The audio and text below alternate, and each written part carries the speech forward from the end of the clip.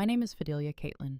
I'm 36 years old, and until recently, I was known simply as the reliable one. I live in Portland, Oregon. I work in compliance and risk analysis for a mid-sized logistics firm, a job that most people imagine as spreadsheets and policies. And they're not wrong. My life has always been quiet, structured, measured. I am not the loudest person in any room. I don't interrupt. I don't escalate. I observe. People often confuse that for passivity. My husband used to joke that I was built for stability. His friends describe me as sweet. My in-laws like to say I was low maintenance, and maybe I was, but not in the way they meant. I don't require attention to feel secure. I don't raise my voice to make a point, and I don't rush decisions when emotions are high. What most people never realize was that silence, for me, has never meant surrender. This story isn't dramatic in the way you might expect. There were no broken windows, no screaming matches in parking lots, no public scenes. What happened unfolded slowly, almost politely, the kind of betrayal that arrives wrapped in paperwork and soft apologies. My husband accumulated gambling debt. That part, in itself, is not the story. The story is what he tried to do next. He attempted to position me as the one responsible. Quietly, strategically. He shifted financial records, suggested to others that I had been managing things poorly, and allowed suspicion to settle in places where trust used to live. He assumed I would defend myself emotionally. He assumed I would panic. He assumed I wouldn't notice the inconsistencies. He was wrong, because what he didn't know, what no one knew, was that I had access to something he didn't anticipate. Casino security footage. And that footage didn't shout. It didn't accuse. It didn't argue. It simply told the truth. This story is not about revenge. I didn't set out to destroy anyone. I didn't even want to win. I wanted clarity. I wanted the narrative to be accurate. And once I saw what he was attempting to build around me, I made a decision. If someone constructs a trap in your name, you don't scream inside it. You document it. You let it complete itself. And then you unlock the door. Over the next hour, I'm going to tell you how I went from being the underestimated wife, the quiet one, to the only person in the room who fully understood what was happening. Not through confrontation, not through humiliation, but through patience, through records, through silence that was chosen, not imposed. Have you ever been underestimated simply because you didn't need to be loud? Before any of this happened, I existed in people's lives as a fixed point, predictable, stable, safe. If a dinner needed to be organized, I handled it. If taxes were confusing, I reviewed them. If someone felt overwhelmed, I was the one who listened without interrupting. Over time, that reliability became my identity. I wasn't dramatic enough to be interesting. I wasn't chaotic enough to be complicated. I was simply dependable. And in subtle ways, that made me invisible. My husband Aaron used to introduce me at gatherings as the brains behind our household. He would say it with a smile, and people would laugh as if it were a compliment wrapped in humor. But if you listened carefully, there was always an undertone, as if my intelligence existed primarily to support him. He was charismatic, social, the kind of man who could make friends in elevators. I admired that about him once. He moved easily through rooms that made me observe from the edges. But somewhere along the way, his charm became the center of gravity in our marriage, and I became the quiet infrastructure. At parties, he told stories. I refilled glasses. When financial discussions came up among friends, he spoke broadly about our investments. I managed the actual accounts. When his parents praised him for being such a responsible husband, I smiled. I was the one who paid bills on time, tracked subscriptions, and reviewed statements. No one questioned the arrangement because it looked balanced from the outside. But balance is not the same as equality. There were small moments I dismissed at first. Jokes about how I overthink everything. Comments that I worry too much about numbers. Gentle eye rolls when I double-checked statements. "Relax, Fidelia," he'd say. "Not everything is a risk report." And I would nod, because I didn't want to be the wife who corrected her husband in front of others. I didn't want to create friction where none was visible. I believed that steadiness meant absorbing minor discomfort without complaint. It's strange how easily competence can be reframed as control. Over time, he began handling more fun expenses. Trips, outings, spontaneous purchases. He positioned it as spontaneity, balancing my caution. Our friend saw a charming contrast, the carefree husband and the meticulous wife. No one noticed that I was slowly excluded from certain financial details. Small shifts, new accounts opened for convenience. Statements were redirected to reduce clutter. Passwords changed because he was organizing things. When I asked clarifying questions, he would smile and say, "Trust me." And I did. Not blindly, but generously. I believed that partnership meant flexibility, that if I loosened my grip on the numbers, it signaled trust.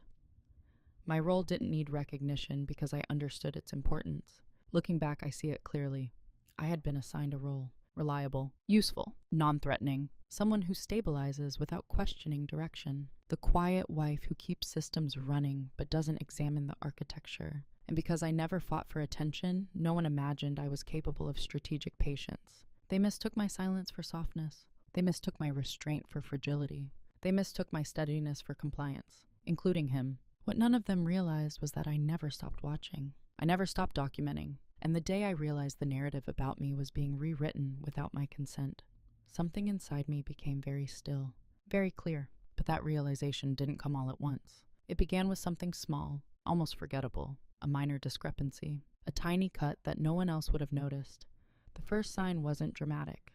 It wasn't a shocking bank alert or a mysterious phone call in the middle of the night. It was a number that didn't sit correctly. One evening, I was reviewing our joint credit card statement. Not because I suspected anything, but because it had always been my routine. I have a habit of scanning line items the way some people read headlines.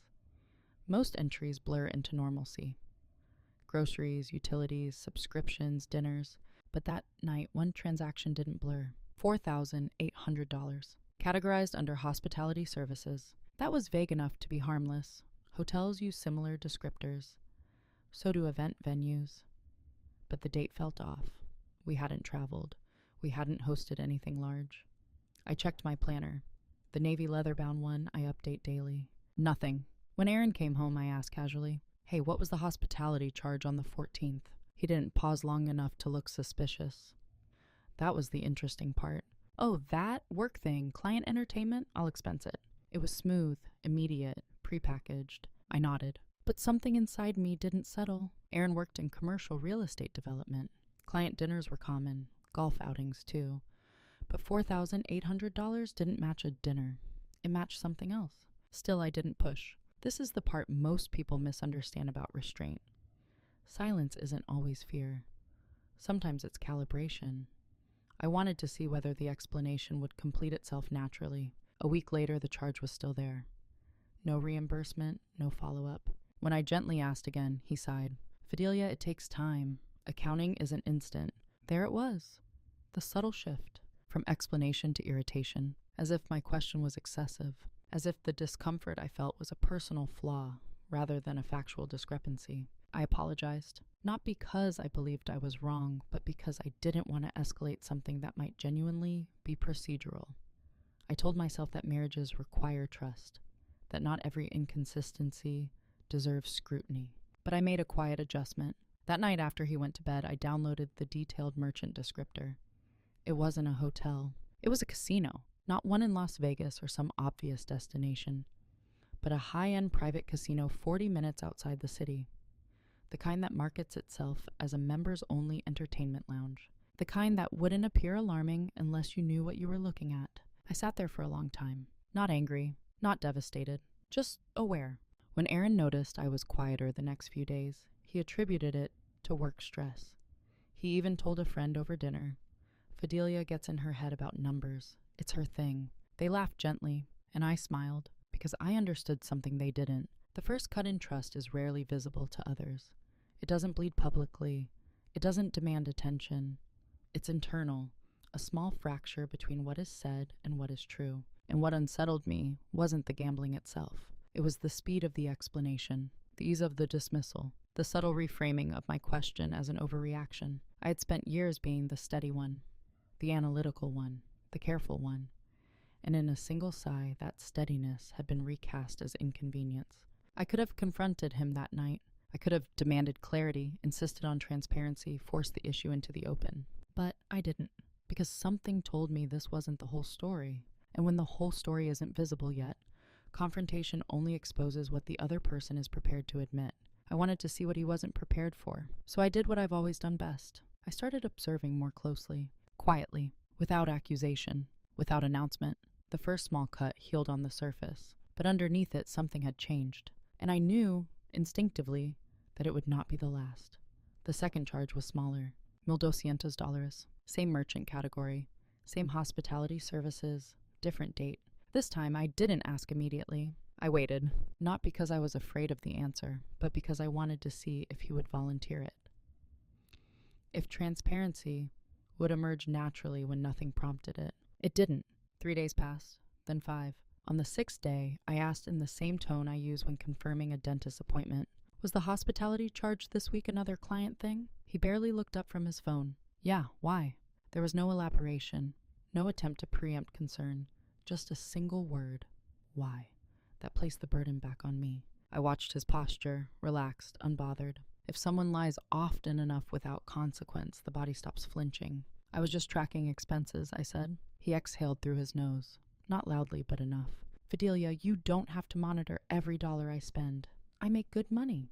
There it was again, a subtle repositioning, from shared finances to his income, from partnership to permission. And I realized something uncomfortable. The narrative was shifting incrementally, not just in transactions, but in tone. He began making small comments in front of others. "Don't ask Fidelia about spontaneous trips.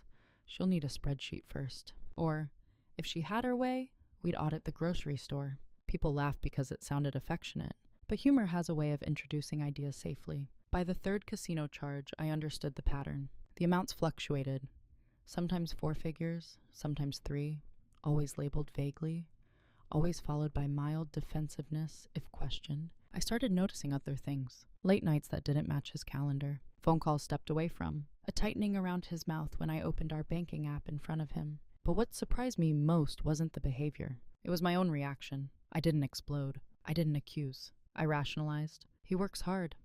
Maybe he needs an outlet. It's just entertainment. It's not catastrophic. Maybe I am overanalyzing. When you've built your identity around being reasonable, you work very hard to remain reasonable, even when something feels wrong. And slowly, something else began to normalize. Disrespect. Not overt cruelty, just Erosian. He started answering my financial questions with partial information. Redirecting. Minimizing. "If you trusted me, you wouldn't interrogate me." That sentence lingered. Trust, in his framing, meant absence of verification. But my profession had trained me differently. Trust without verification is exposure. Still, I remained quiet. Outwardly, internally, something was recalibrating. I began downloading statements monthly instead of quarterly. I set up silent alerts. Not notifications that would ping on my phone, but automated reports that archived quietly in a folder he didn't know existed. I wasn't building a case. Not yet. I was building clarity. The disrespect wasn't loud enough for anyone else to see. Our friends still saw the charming couple. My in-laws still praised his ambition. On social media, we looked stable. Weekend hikes, anniversary dinners, filtered normalcy. But privately, I had begun noticing the pattern beneath the pattern. And what unsettled me most wasn't the money. It was the psychological repositioning. Each time I questioned a charge, I was framed as anxious. Each time I paused, he appeared confident. The story was subtly becoming Aaron. Spontaneous, successful, misunderstood. Fidelia, cautious, overly analytical, controlling. And I realized that if this continued long enough, that narrative could harden. Not just socially, legally, financially. Reputation shifts slowly until one day they're fixed. I stopped thinking about whether he was gambling recreationally. I started thinking about exposure, about risk accumulation, about debt structures, and about something else, something quieter. If someone repeatedly reframes your vigilance as paranoia, what are they preparing to hide? The disrespect had been normalized by humor, by size, by strategic irritation, by my own patience, and I understood something for the first time. Silence is neutral only when both people respect it. When one person exploits it, silence becomes terrain, and terrain can be claimed. I had no intention of raising my voice, but I was no longer standing still. It happened gradually enough that no one could point to a single moment and say, "That's when it changed." But I could feel it. The role had been assigned. Not formally, not maliciously, just efficiently. I was the stabilizer. the one who managed the boring parts of adulthood, insurance renewals, tax filings, retirement contributions, the person who remembered passwords and due dates, the one who quietly corrected errors without announcing them. Aaron began referring to our finances in a new way. My money handles the big moves, he would say casually. Fidelia manages the details. It sounded collaborative, but language shapes hierarchy. Big moves versus details. Vision versus maintenance. Risk versus caution. In that framing, I wasn't a partner. I was infrastructure. Useful. Necessary. Invisible. At a dinner with his colleagues, one of them asked about investment strategy. Aaron spoke confidently about diversification and growth. He gestured broadly, explaining how we're expanding into higher yield opportunities. I listened, because I knew, with the uncomfortable certainty, that no such diversification had occurred within the accounts I monitored. After dinner, I asked gently, "What higher yield opportunities were you referring to?" He shrugged. "Just language. They don't need specifics. Just language." That phrase stayed with me, because numbers are not language. They are reality. And if language begins to drift from reality often enough, eventually someone gets blamed for the gap. I began noticing how often my caution was used to balance his narrative publicly. "She keeps me grounded," he would say with a grin. It sounded affectionate, but grounding implies excess. It implies that someone else is flying too high. And that my role was to quietly absorb the impact if he fell. At home, small dynamics shifted. He started handling certain financial conversations alone, refinancing inquiries, new credit discussions, and then presenting them to me as completed decisions. I already spoke to them. It's fine. Fine is a word people use when they don't want scrutiny. And when I asked to review documents, he would hesitate just long enough to register. "You don't trust me?" It wasn't anger. It was disappointing. And disappointment is harder to argue with than anger. Over time, I realized the role expected of me was not just a financial manager. It was a scapegoat. If something went wrong, I was already positioned as the one who handled the numbers. If debt appeared, I was the cautious but anxious wife who worried too much. If discrepancies surfaced, my vigilance could be reframed as control. He didn't have to accuse me. He just had to let assumptions settle. And they would, because I was quiet, because I didn't perform outrage, because I believed in privacy over public correction. There's a particular kind of invisibility that comes from competence. When you solve problems before others notice them, they assume problems never existed. And I had spent years smoothing edges. So when edges began appearing, no one imagined they came from him. I remember one evening clearly. He had just returned from another client meeting. His cologne was stronger than usual, layered over something metallic and unfamiliar. He seemed energized, almost buoyant. He dropped his jacket on the chair and said casually, "By the way, I might need you to consolidate some accounts soon. Simplify things." Simplify, another neutral word.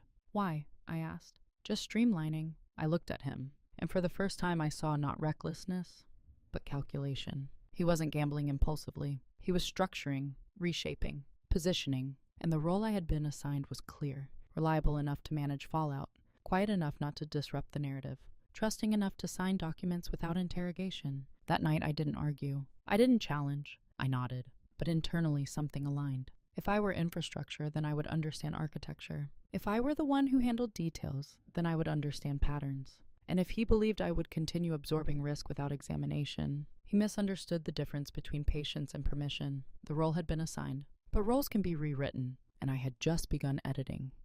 The shift didn't happen during an argument. There was no dramatic discovery, no trembling hands over a stack of bills. It happened on a Tuesday afternoon. I was at work, reviewing compliance documentation for a vendor audit. It was routine, cross-checking timestamps, verifying digital signatures, ensuring that what was recorded matched what was claimed. Accuracy is a quiet discipline. It rewards patience. During a break, I logged into our joint financial dashboard. Not out of suspicion, but habit. The folder where my silent reports are archived automatically had populated again overnight. 3 new transactions, 2 4-figure charges, 1 5-figure withdrawal. I stared at the screen longer than I expected to, not because I was shocked, but because the number crossed a threshold. Up until then, I could frame the gambling as irresponsible but contained. A vice, a phase, something manageable. This was exposure, and exposure has consequences beyond money. I opened the detailed statement and traced the merchant code again. Same private casino, same vague descriptor. But this time, something else caught my attention. The withdrawal had been made in person, Timestamped at 2:17 a.m. On a night he had told me he was staying late to finalize a development proposal. I didn't feel rage. I felt clarity. There's a moment when uncertainty collapses into fact. When the story you've been carefully rationalizing rearranges itself into a structure that makes undeniable sense. This wasn't stress relief. This wasn't occasional entertainment. This was sustained and escalating. I closed the dashboard. Then I opened a new document, not titled evidence, not labeled with accusation, just a simple date. I began listing transactions chronologically, amounts, locations, descriptors, cross-referencing them with calendar entries he had given me. Client dinners, late meetings, networking events. The inconsistencies lined up cleanly, too cleanly. And then something else occurred to me. Something colder. If debt were accumulating at this pace, he would need liquidity. If liquidity wasn't available, he would need an explanation. And if explanation required narrative, I thought about the jokes, the framing, the repeated positioning of me as overly controlling with money.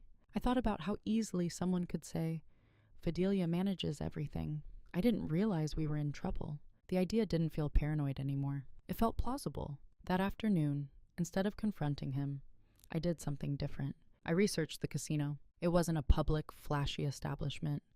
It operated under a private membership model. Access required registration.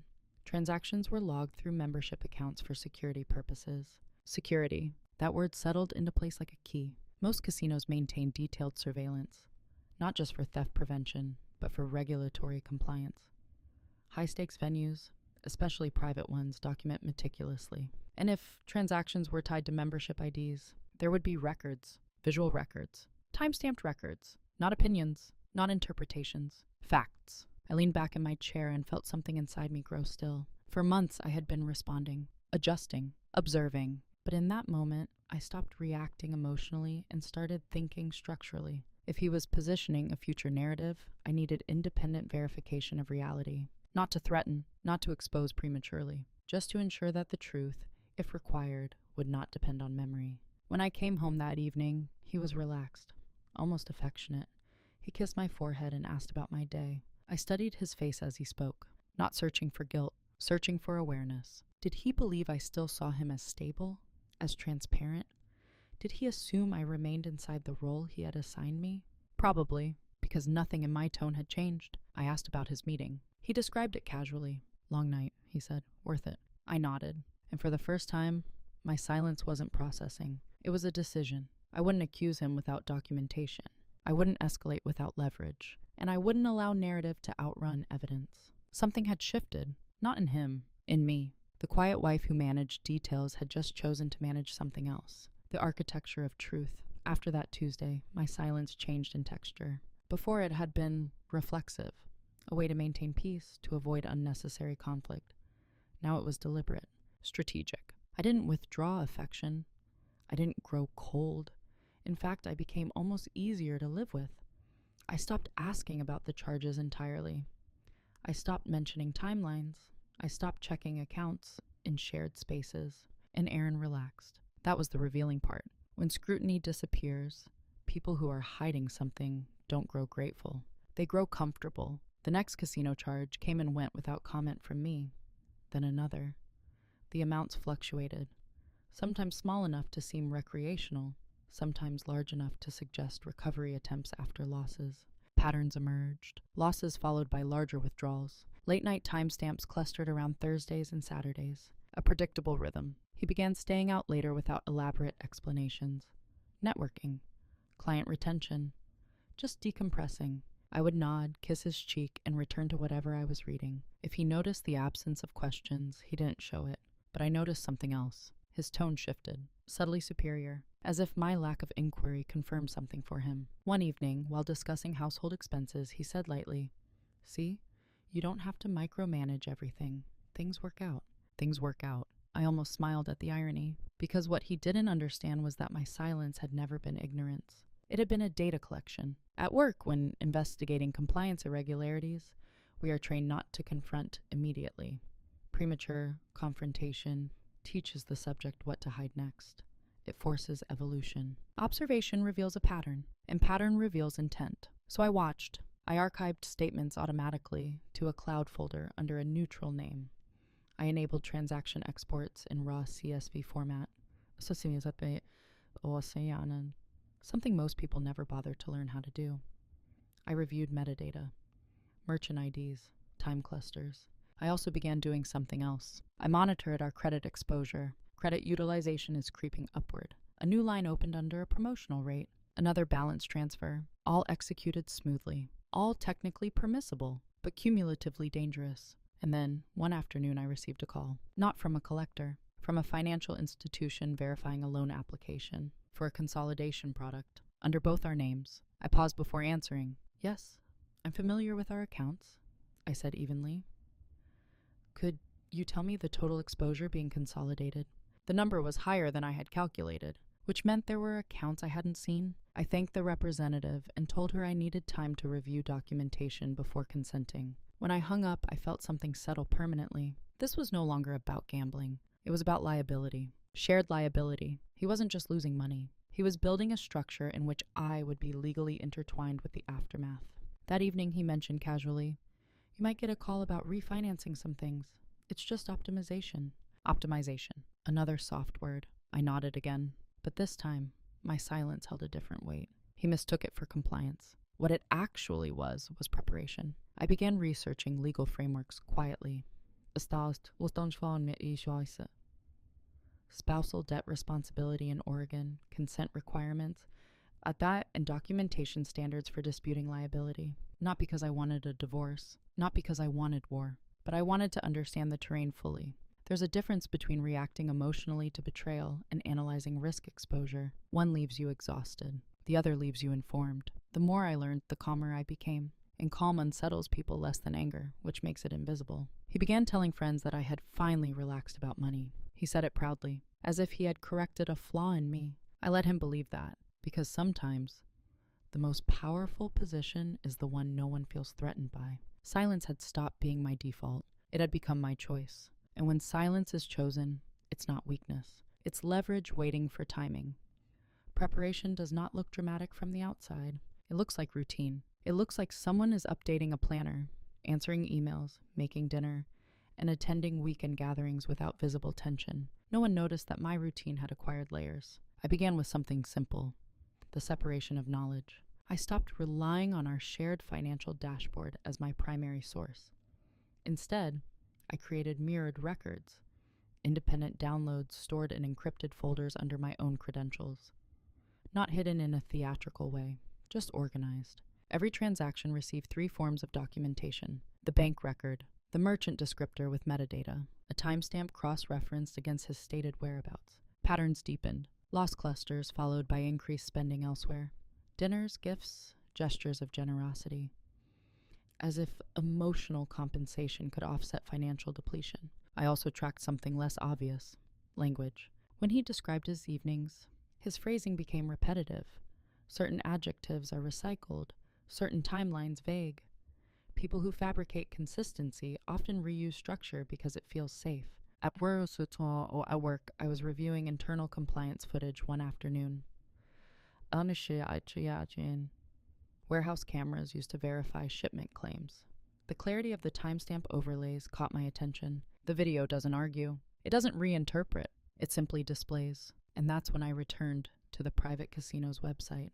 Membership-based venues operate under strict surveillance protocols, especially in states with regulatory oversight. I read their compliance policies, publicly available, buried in small links at the bottom of the page. Comprehensive video monitoring of gaming floors and transaction areas. That phrase lingered. Comprehensive. I wasn't looking for revenge. I was looking for insulation. If he attempted to assign liability to me, suggested I authorized charges, implied shared participation, positioned me as negligent. I needed independent confirmation of physical presence. And then something even quieter occurred to me. If he were using membership privileges, transactions would be linked to his ID. That meant not only financial logs, but entry logs. Entry requires identification. Identification requires a record. I reached out, not accusingly, not emotionally, but professionally. I emailed the casino's compliance office under my full legal name. I identified myself as a joint account holder seeking clarification on certain disputed charges, potentially tied to a membership ID. I referenced consumer rights regarding documentation access. I didn't mention my husband. I requested transactional verification records and any available documentation confirming the member's identity associated with the charges. The response came 2 days later. Polite, procedural. They required a formal written request with identification verification due to privacy regulations. Good. That meant documentation existed. I drafted the request carefully. Neutral tone, no marital details. Simply inquire regarding potential unauthorized liability exposure. When I mailed it, I felt something unexpected.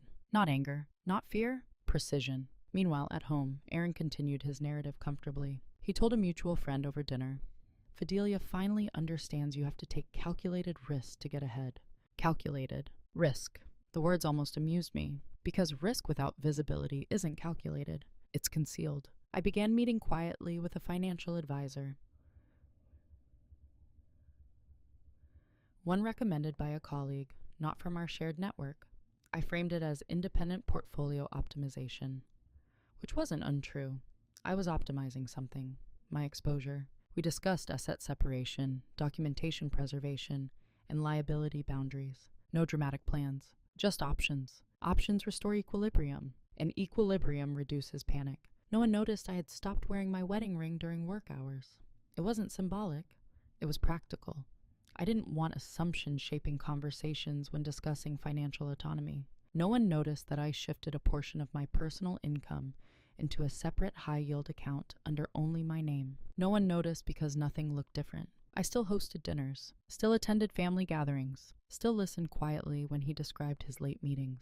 But underneath that calm surface, documentation accumulated. Time-stamped, organized, redundant. I wasn't building a trap. I was building clarity. And clarity is dangerous only to those who rely on confusion. What they never noticed was this. I had stopped trying to prove anything emotionally and started preparing to prove everything factually. The envelope arrived on a Thursday. Plain, unremarkable. Corporate return address. I waited until Aaron left for work before opening it. Not because I feared his reaction, but because clarity deserves quiet. Inside were printed transaction logs tied to a single membership ID. His entry timestamps, exit timestamps, table assignments, cash advance confirmations, digital signature acknowledgments, and then, on the final page, a note. Surveillance footage is retained for regulatory compliance and may be requested through formal legal channels if required. May be requested, meaning it existed, meaning there was visual confirmation, not just financial. I read the logs slowly, not scanning for shock, looking for structure. The pattern was undeniable. Nearly every client meeting was aligned with casino entry logs. The 2:17 a.m. withdrawal I had noted weeks earlier, confirmed by a transaction desk signature under his name. There was no ambiguity left. But what shifted inside me wasn't rage. It was stillness. For months I had been navigating uncertainty, wondering whether I was overanalyzing, misinterpreting, imagining escalation. The documents removed imagination from the equation, and once imagination is removed, emotion softens. Facts are strangely calming. I placed the papers flat on the table and rested my palms against the wood. I thought about the jokes, the reframing, the subtle positioning of me as financially anxious. I thought about the consolidation loan call, the accounts opened without full transparency, and then a final realization unfolded. Not dramatic, but sharp. If debt continued accumulating at this pace, insolvency was possible. If insolvency occurred, liability would spread. And if he needed explanation for external parties, lenders, family, professional contacts, the groundwork had already been laid to suggest I controlled finances. That wasn't paranoia anymore. It was a trajectory. But I also saw something else in those logs. Escalation. The amounts had grown larger, the intervals shorter. That isn't recreation. It's chasing, which meant pressure, which meant vulnerability. And vulnerable people don't always act predictably. I didn't feel triumphant holding those papers. There was no satisfaction in being right, only clarity about what was required next. I requested the footage formally through an attorney consultation. Not initiating action, just verifying access procedures. I didn't file anything. I didn't accuse him. I simply ensured that if the footage needed to be retrieved, it could be. Security recordings turned his trap into his downfall, but not because I played them publicly, because they existed. Existence changes power dynamics. When one person believes narrative is enough and the other possesses documentation, the equilibrium shifts quietly. That evening, Aaron came home animated. He mentioned a big opportunity requiring short-term liquidity. Liquidity. I almost admired the consistency of his language. Would you be comfortable signing a few restructuring documents? He asked lightly.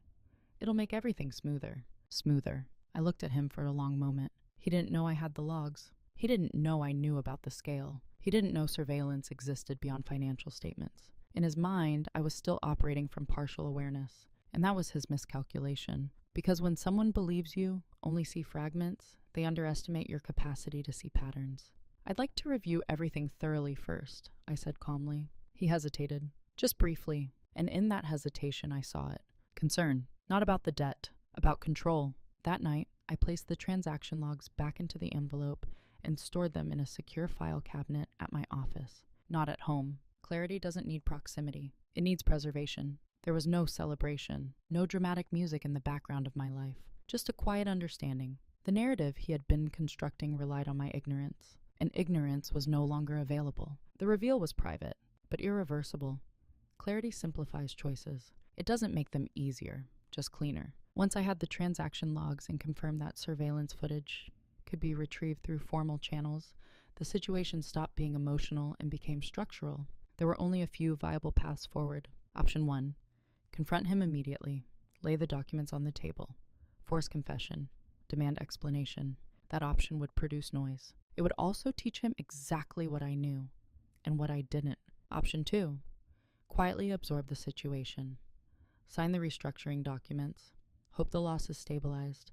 Continue protecting reputation at the cost of exposure. That option preserved the marriage temporarily. It also positioned me as collateral. Option 3. Separate liability before disclosure. Preserve evidence. Consult counsel discreetly. Decline to participate in any restructuring that expands my legal risk.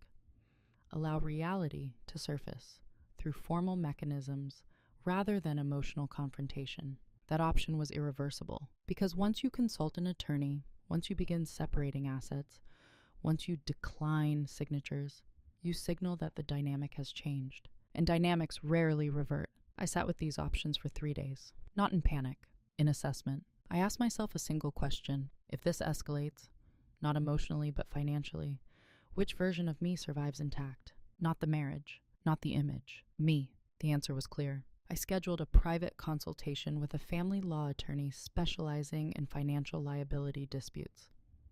I brought documentation, transaction logs, consolidation call notes, and account histories. I didn't accuse my husband of addiction. I didn't dramatize betrayal. I described risk exposure. The attorney listened carefully. When I mentioned that he had begun positioning financial management publicly as my domain, she paused. That narrative matters, she said. If debt expands and he suggests you control the accounts, perception could complicate liability discussions. Perception, that word confirmed what I had sensed for months. The attorney outlined steps. Do not sign any restructuring documents without an independent review. Separate personal income streams immediately. Preserve all documentation. If necessary, file a notice formally disputing unauthorized debt expansion. And if confrontation occurs, ensure communication is documented. Then she asked gently, "Are you trying to save the marriage?" I considered the question carefully. "I'm trying to save the truth," I replied, because at that point, truth mattered more than outcome. That evening, Aaron presented the restructuring paperwork, neatly clipped, highlighted sections for signature. "It's straightforward," he said. "Just consolidation, better rates." I took the folder and read silently. The debt amount listed exceeded what he had verbally acknowledged to me. Significantly. "I'm not comfortable signing this," I said calmly. He blinked. "What do you mean?" "I need an independent review." His expression shifted, not into anger but into urgency. "Fidelia, this affects both of us. We need to act quickly." "We." The pronoun felt heavier than before. "I agree," I said evenly, "which is why I need full clarity before committing." There was a long pause. For the first time, he looked uncertain, because refusal disrupts expectation, and he had expected compliance. That was the moment the trajectory changed. Not when I received the logs, not when I confirmed the footage, but when I declined to absorb risk quietly. He didn't argue loudly. He didn't accuse. He simply withdrew into calculation, and I recognized that look. It was the same look I had seen in transaction patterns. Escalation under pressure. That night, I moved a portion of my remaining liquid assets into accounts solely under my name. Legally permissible, prudent, irreversible. The decision had been made.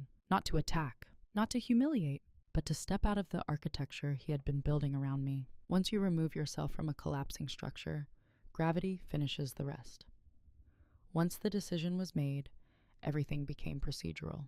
I didn't announce it. I didn't change my tone. I simply adjusted my actions. The first step was documentation reinforcement.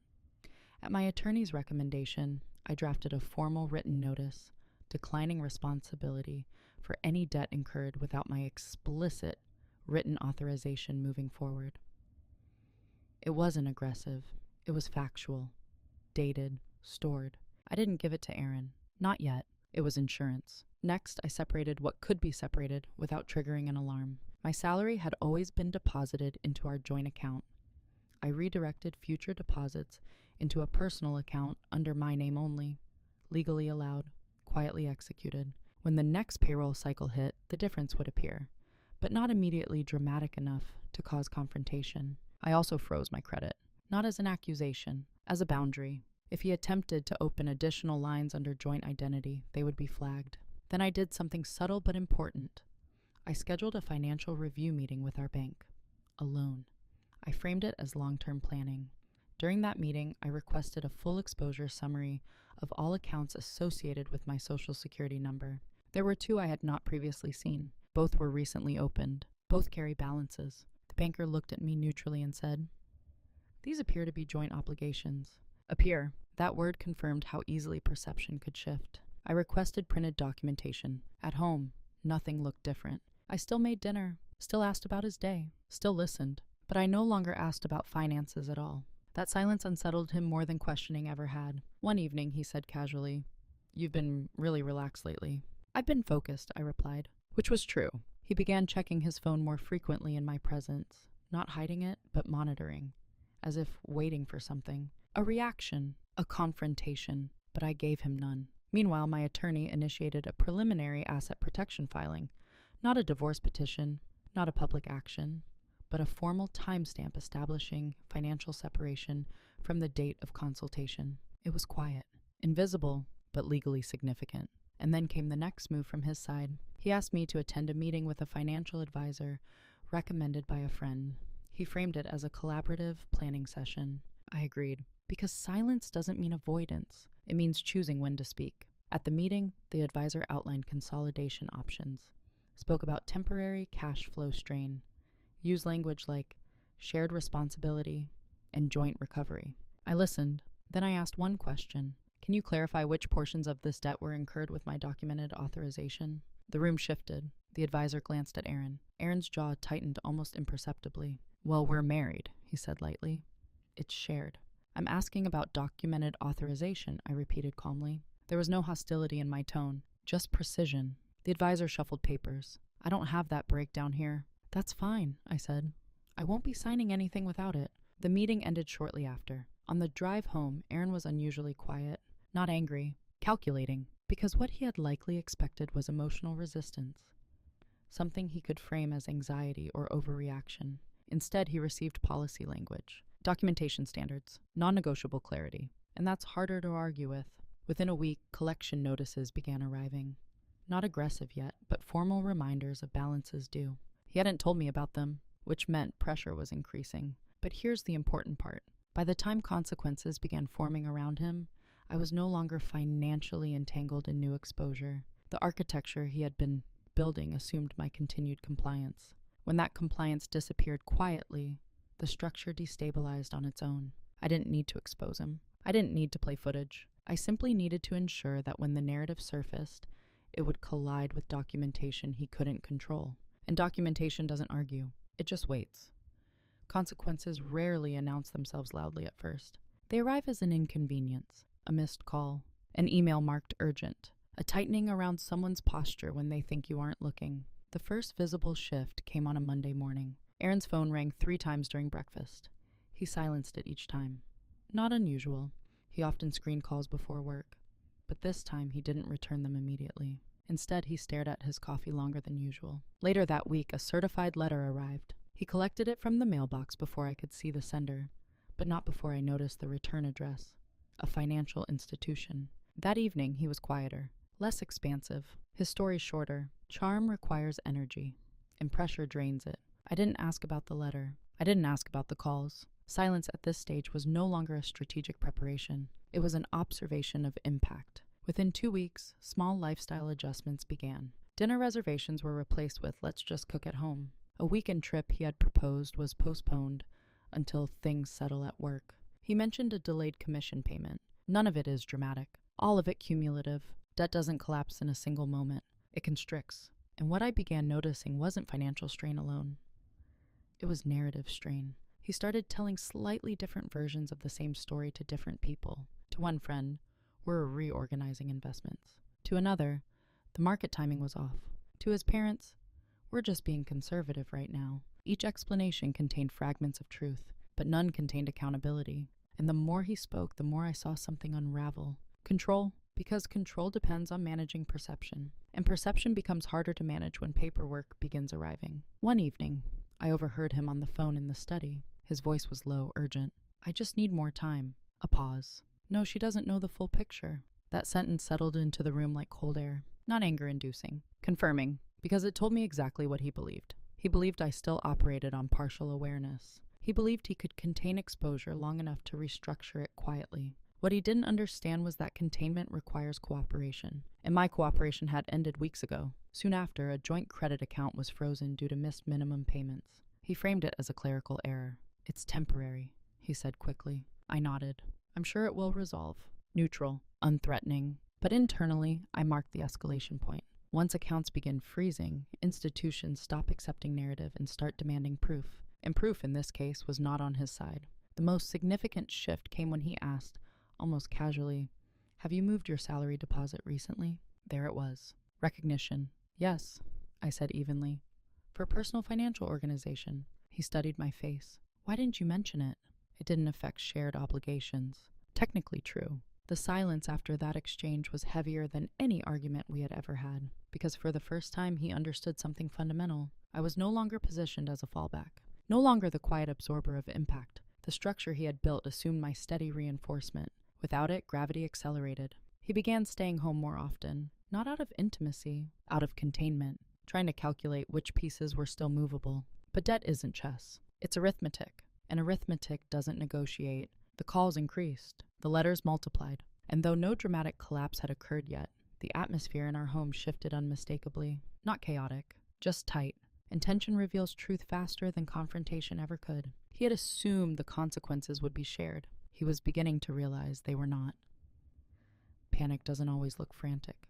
Sometimes it looks like overcorrection. Aaron began trying to fix things all at once. He sold a watch he loved, a limited edition he once described as an investment piece. He listed it quietly online. When I noticed it missing from his dresser, he said casually, "Simplifying." Simplifying, the same word he had used months ago when suggesting account consolidation. But this time it sounded thinner. He also started working late again, or at least claiming to. Except now, the late nights weren't followed by casino charges. They were followed by transfers between accounts. Small sums moved like sandbags against a rising tide. One evening, he approached me with unusual softness. "I think we should talk openly about finances," he said. It was the first time in months that the word didn't feel strategic. It felt necessary. "I agree," I replied. He sat across from me at the kitchen table, not standing, not pacing, sitting. "That consolidation loan didn't go through," he admitted. "Rates changed."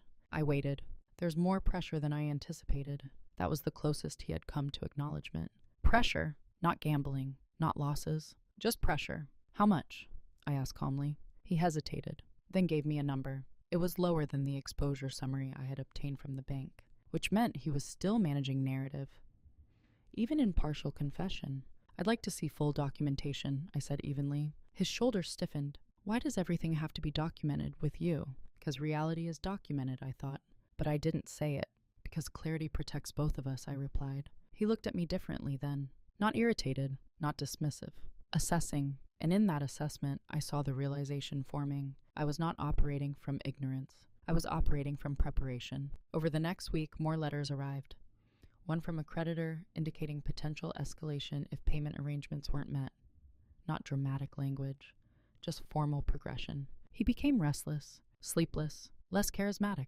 And then, one night, he asked something that revealed everything. If this gets messy, you wouldn't let it ruin me, right? Ruin, an interesting word. What do you mean by messy? I asked. He exhaled sharply. If people misunderstand how things were managed. There it was. The contingency plan. Subtle, unspoken but implied. If exposure becomes public, narrative becomes a tool. He wasn't asking for a partnership. He was asking for silence. I held his gaze calmly. I won't misrepresent facts, I said. It wasn't a threat.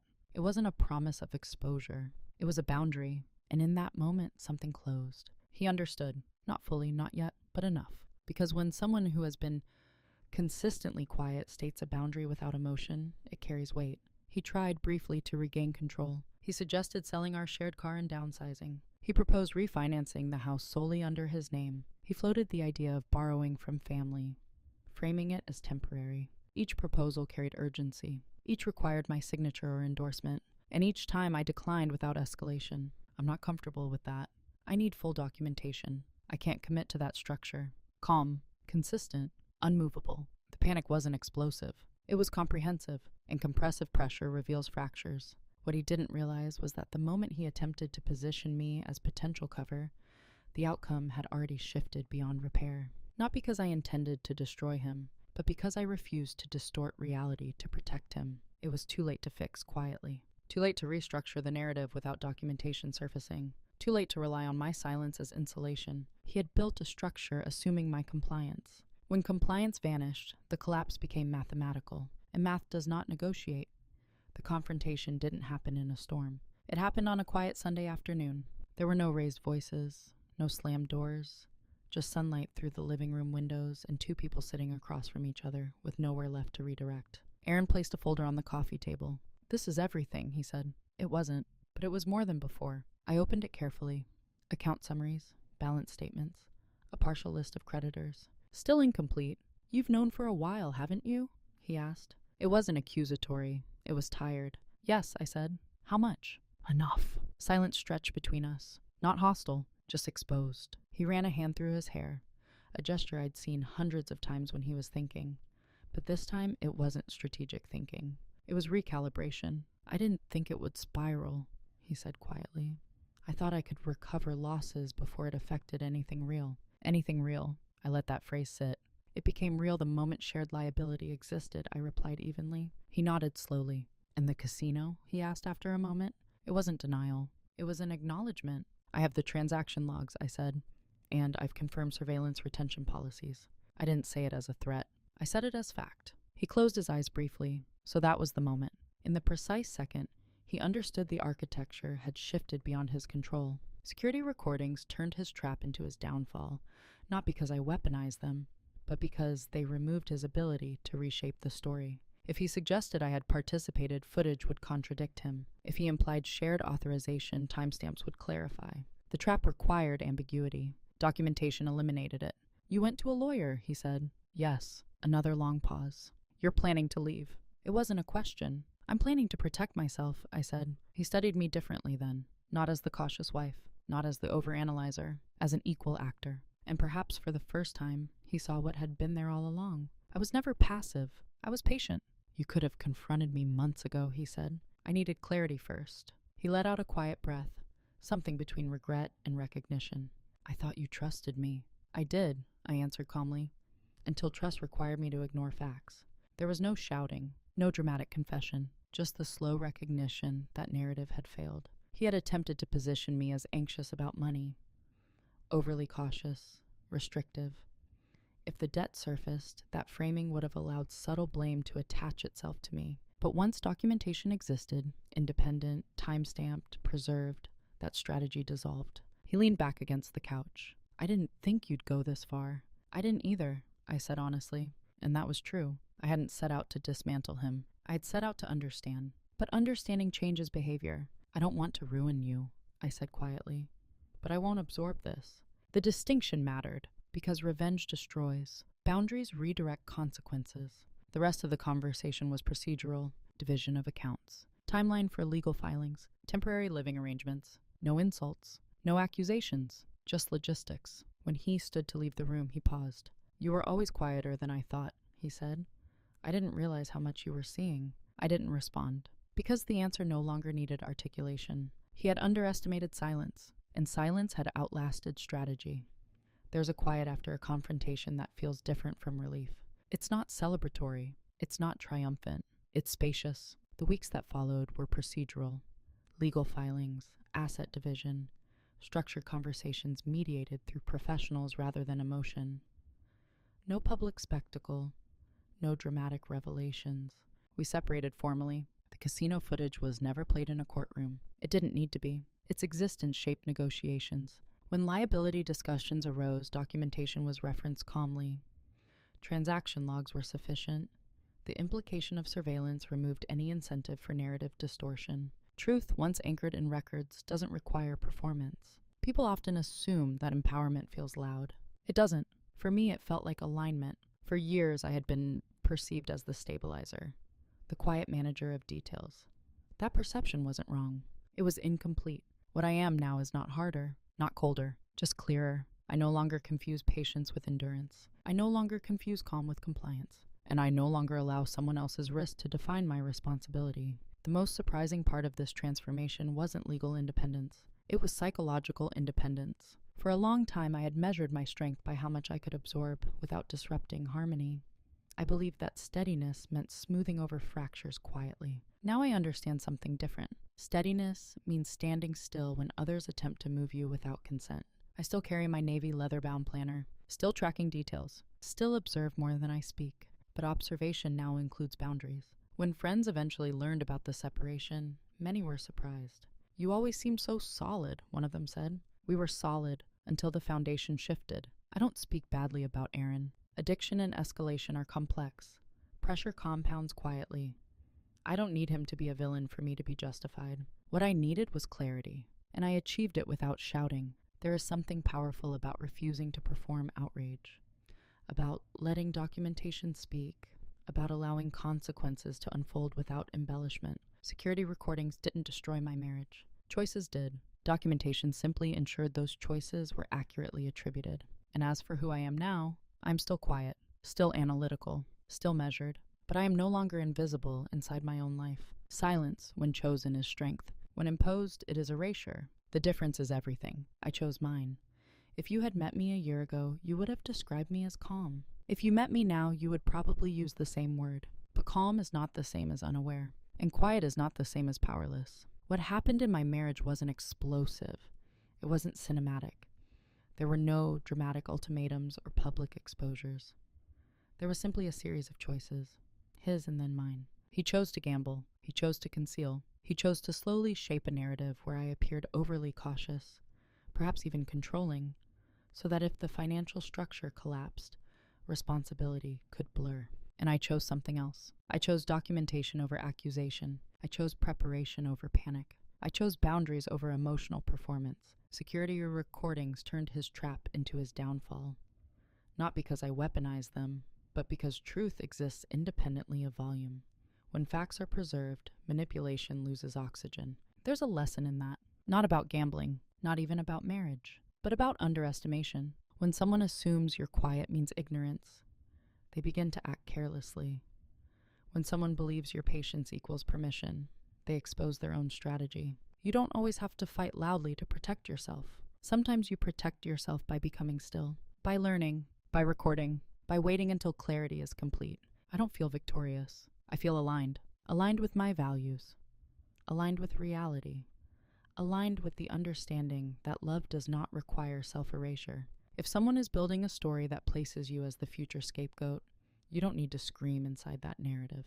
You need to step outside it and ensure that when the truth surfaces, it carries your signature, not your apology. So I'll leave you with this. Have you ever been underestimated because you chose calm over chaos? And if you have, did you stay silent? Or did you choose your silence deliberately? I'd really like to hear your thoughts.